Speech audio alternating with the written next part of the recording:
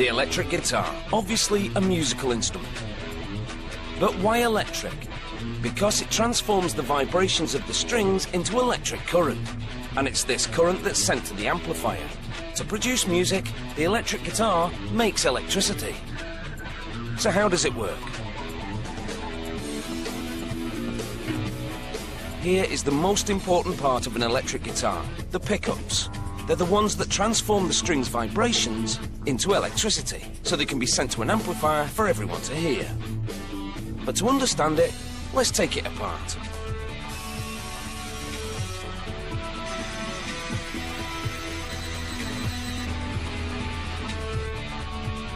While the body of the guitar contributes to the look of the instrument, it doesn't contribute a whole lot to the sound.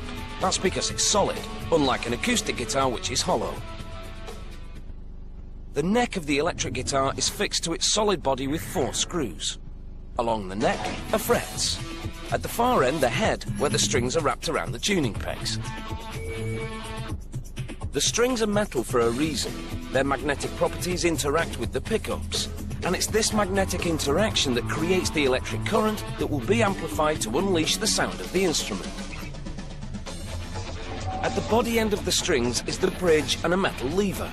Attached to the bridge are 3 springs set into the back of the guitar. The lever is known as the whammy bar. It loosens or tightens the strings to create a tremolo effect. But that is nothing compared to the amazing performance of the pickups, turning mechanical vibrations into electricity. The pickups are basically 6 magnets wrapped with a very fine copper wire coil. The wire is thinner than a human hair and wound around the magnet 7,200 times. Uncoiled, it would stretch the length of around 8 football pitches. These knobs control volume and tone. And this is the pickup selector switch. The tone knob acts as a kind of filter. It works with a capacitor built into the circuit board. It gets rid of high frequencies, giving the guitar a warmer, fuller sound. But tone and volume mean nothing if you can't hear a thing. The pickups are key. They really pick up the strings' vibes so they can be amplified. All this using only a few magnets and a coil. The pickup's magnets produce a stable magnetic field.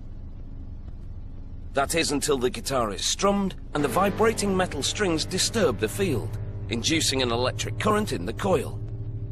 The current fluctuates in keeping with the movement of the metal strings.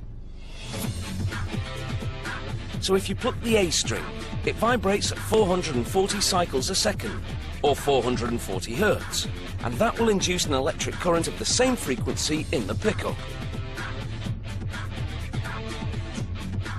So what does the pickup selector switch do? Well, to get a particular sound, guitarists can choose one or a combination of pickups. The pickup closest to the bridge, where string tension is high, picks up high-frequency sounds. The pickup closer to the neck, where tension is less, registers more bass. But the electric guitar is nothing without an amp. In fact, the amplifier is considered part of the instrument. Unplugged, the 2-volt current from the strings' vibrations won't get power cords to the back of the stadium. It needs a boost, first by a preamp and then by the amp itself. And the louder it gets, the more distortion. Guitar amps are built to enhance distortion. The incoming electric current overpowers the circuitry and brings out the buzz. It can be so loud, it can actually cause the strings on the guitar to vibrate, setting off screeching feedback. Now that is a buzz. Surprisingly, to produce music, the electric guitar makes electricity, thanks to the laws of electromagnetism.